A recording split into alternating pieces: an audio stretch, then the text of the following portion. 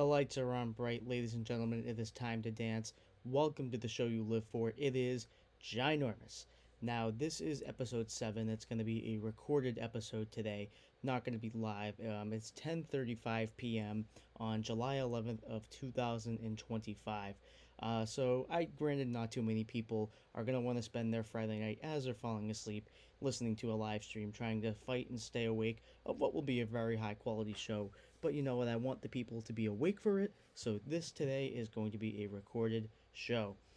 I would like to say before I get into the content I have today, which is going to be the Red Sox victory tonight against the Tampa Bay Rays, where they go from here and during the trade deadline, do they buy, do they sell? I would like to give a really big shout out to all of my friends who have been with me during this very personal time in my life.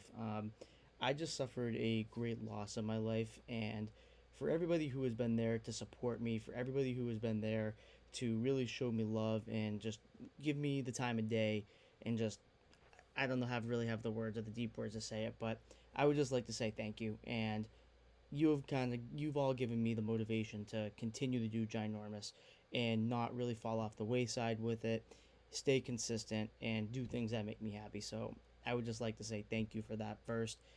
You all know who you are. So we're just going to leave that there. Let's get into the good stuff. Let's get into the Boston Red Sox. Tonight, they had a 5-4 victory because of a walk-off home run, two-run shot that propelled them to a victory over the Tampa Bay Rays, 5-4. Ceddy Rafaela obviously was the guilty culprit there, and I can't tell you just how proud I am of this Red Sox team. Ever since they got rid of Rafael Devers, the team's cohesion has been off the charts. Sure, it might have started a little bit bumpy at the start. Obviously, it wasn't perfect. You had a lot of guys who were maturing into their roles, to be honest with you, a little bit earlier than they should have been asked. But nonetheless, I'm talking about Marcelo Meyer and Roman Anthony, of course.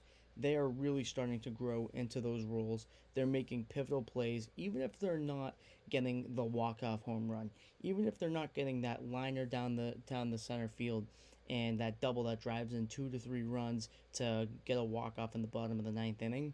They are making pivotal plays in the middle innings that keeps them in the game or gets them back in the game.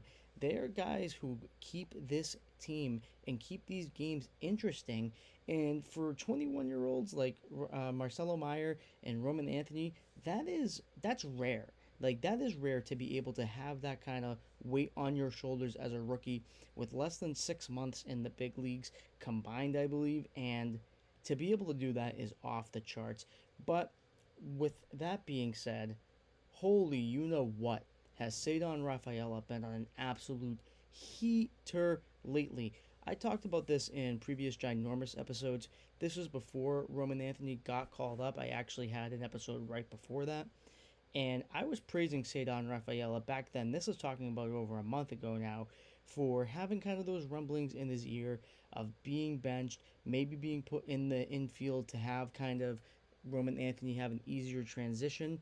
But no, Ceddy Rafaela has absolutely proven why he deserves to be in the spot that he is now, which is an everyday center fielder. And if that gave him the kick in the keister that he needed to be able to get up and perform at the level that he's capable of, I am so glad it happened. And you know what? I don't believe we do enough of this. We kind of, look, I'm not trying to sound like the old man that raises the fist and get off my lawn, but I really do believe that nowadays players do get catered to a little bit too much, to the point where they're not given that urgency that they need to be able to perform up to their best potential. And that's really what I think is lacking in a lot of sports today. And I can't tell you how happy I am that not only the Red Sox did it, that Ceddy Rafaela responded and is responding the way that he is right now. Now, who's to say that this is going to be something that continues? You never know if Ceddy Rafaela is just going to fall off a cliff randomly and he's going to go back to the player that we all remember him to be. But for right now, he has been the absolute catalyst to this team being the offensive juggernaut and the offensive force that they were against the Rockies, against the Nationals. And he's been the catalyst to these close come-from-behind victories that a month, 2 months ago, at the beginning of the season, the Red Sox were not winning these one-run games. And now they are, and Ceddy Rafaela always seems to be the focus and the little, like the nucleus of that discussion. And I am so happy for him. You could say it was a bit unexpected. I don't think too many people would expect him to be kind of at the forefront of this. Certainly, I would not have. He definitely was a little shaky at the beginning of the season. I called him out. Admittedly, I call 98.5 the Sports Hub sometimes, and I said, hey, Ceddy Rafaela needs to completely change his approach. And hey, he shut me up, and I believe he shut a lot of other people up too. And I'm so happy that he did.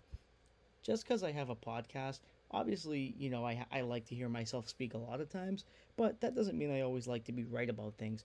I don't like and I don't enjoy putting players down. I want to celebrate their accomplishments. I want to be able to come on here and praise them and spread positivity about their performance. So the fact that Ceddy Rafaela is doing it, I can't be more happy for him. So there's that. What the Red Sox should do at the trade deadline. There have been a lot of talks about Jarren Duran moving on, being traded potentially in a package for Joe Ryan, which may include the Red Sox best pitching prospect.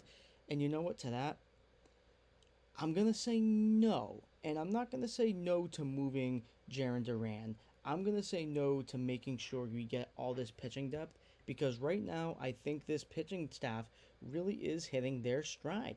And I'm not going to say no, you cannot make a move. I'm not going to say no, you cannot make a change. But unless it's for something that is greater than the sum of the parts of Jarren Duran and packaging somebody else, then I'm sorry. I don't really want kind of just a solid starter who's going to have his good and bad days. You could say that Jarren Duran is that right now, and that's what the market says he is, but he has shown when he is at his best, he is capable of being an all star game MVP and an all star caliber player. And I think that if he goes somewhere else with a fresh start, he's going to unlock that again. I think that Jarren Duran really is in need of a fresh start from somewhere other than the Boston Red Sox. Unfortunately, I think we might lose that trade if we trade Jarren Duran for somebody who right now is viewed as his equal. And that's the only reason why I'm a little bit opposed to just trading him, just getting rid of him for a bag of peanuts, which a lot of people perceived to be the Rafael Devers deal. I don't think all two deals are equal, all two deals are alike.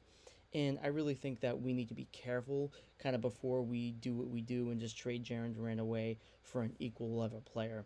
That's all I'm going to say about Jarren Duran. When it comes to other guys, I've heard like Lucas Giolito, maybe trading away Christian Campbell before he kind of comes back up. Maybe some other team feels as though he can be an early reclamation project because clearly his first time up here did not work out well. If it's a big thing, if it's a big thing in return, like kind of, I wouldn't say an ace, but a second, maybe third level starter, I'd have to say a second for Christian Campbell, I would listen. I would keep my ears open, but I'm going to say no. For Lucas Giolito, it is kind of tough. I will admit, I don't want to kind of sound like I'm contradicting myself here, but if we can get something that's greater than the sum of Lucas Giolito right now, even though he's on a hot streak and he's really contributing to this success, are we going to get as good of a return for Lucas Giolito as we are right now in the future? I'm not so sure about that. So that's another one to consider. I'm not going to sit here and I'm not going to play fantasy GM. I'm not going to sit here and say, hey, look, this is what the Red Sox need to do. This is their key to success, and this is what's going to take them to the World Series. Because you know what? I don't know. I'm going to be honest with you. The Boston Red Sox right now, in terms of my baseball fandom, are my expertise. So I'm not going to act like I know which little prospect on the Minnesota Twins is going to bring us prosperity in the future and later on this season because I just don't know. So I'm just going to say in terms of like the philosophical should we do that for the players? Jarren Duran, I would say we'd have to be careful. Obviously, if the answer and the return is right and what we feel is appropriate, then yes, you absolutely do it.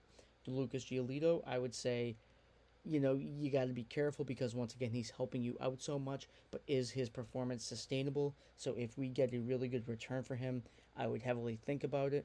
And then Christian Campbell, I would say it has to be somebody who on the MLB level is projected or is the projection of Christian Campbell's talent. I'm kind of butchering that, but hopefully you get what I mean. It has to be an appropriate return for what was once viewed as a top level prospect in the MLB and in the minor leagues. That's all I'm really going to say about that. Those are kind of the three names that I've really heard swirling around. Aroldis Chapman, you got to keep him. Alex Bregman, he's been so good for the big guys. I've heard maybe one or two people say their names, but that to me is hard no. Alex Bregman, he's just coming back from injury. He was an all star with only playing less than half of the season. So, what does that tell you about his performance and the influence that he's had on the younger players? Absolutely not. Alex Bregman is here to stay. Aroldis Chapman, he's only here on a 1 year deal. Potentially you could get something, but you know what? He's also been crucial to your success, and this is some of the best work that we've seen Aroldis Chapman do in years. So you know what? It's a 1 year deal. Let's just take it for what it is, unless we want to extend him at the end of this season. Let's take it for what it is. He's helping us out now. He's our closer now, and you know what? Let's just treat it for what it is. I say we keep the both of them, and that's really all I have to say. This is an 11-minute episode of Ginormous. Again, this is not something that I really planned on doing. This was just a hey, I got up, the Red Sox just won. I'm really excited and I wanted to talk about them. So, you know what? I'm going to have longer episodes of Ginormous in the future, of course. It's going to usually they're around the 25 to 30-minute range. This is just going to be a quick one. I hope you all enjoyed. I hope you all have a wonderful rest of your weekend. I hope you have a wonderful rest of your night if you're still awake. This has been Ginormous. Ladies and gentlemen, once again, thank you. Have a good night.